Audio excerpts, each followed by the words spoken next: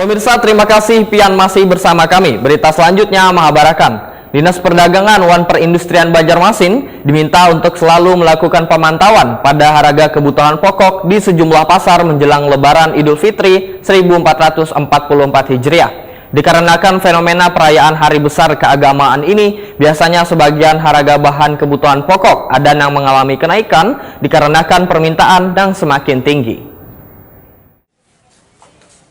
Dinas Perdagangan wan Perindustrian Banjarmasin diminta untuk selalu melakukan pemantauan pada harga kebutuhan pokok di sejumlah pasar menjelang Lebaran Idul Fitri 1444 Hijriah. Dikarenakan fenomena perayaan hari besar keagamaan ini, biasanya sebagian harga bahan kebutuhan pokok ada yang mengalami kenaikan dikarenakan permintaan yang semakin tinggi. Demikian dipedahkan Ketua Komisi 2 DPRD Banjarmasin Awan Subarkah Wahid Akuni Prima TV usai rapat pembahasan LKPJ 2022 bersama Dinas Perdagangan wan Perindustrian Banjarmasin jelang tengah hari Kamis 6 April 2023. Politisi PKS ini pun menegaskan Dinas Perdagangan wan Perindustrian Banjarmasin diminta bisa menjamin bila persediaan bahan kebutuhan pokok tetap tersedia atau tercukupi supaya kada membuat resah di masyarakat.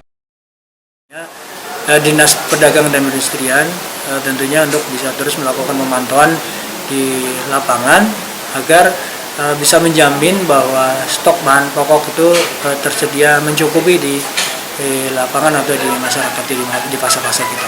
Kita harga-harga jangan juga terlalu tinggi melambung ya, supaya masyarakat kita tidak terlalu terbebani.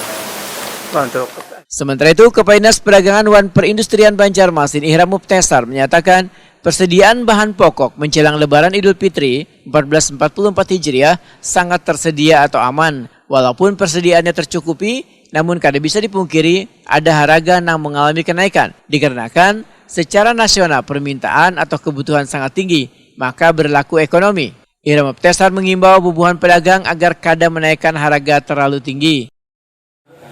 Ini berlaku nasional, Bu, tidak hanya di Kota Banjarmasin. Jadi memang kita memberikan edukasi kepada para pedagang agar tidak menaikkan terlalu tinggi. Di saat kebutuhan itu banyak terhadap satu komoditas, kita di saat permintaan banyak, sedangkan barang yang ada itu dikatakan sedikit tidak ya, masih aman ya, tapi permintaan banyak, itu berlaku hukum ekonomi, pasti harga naik.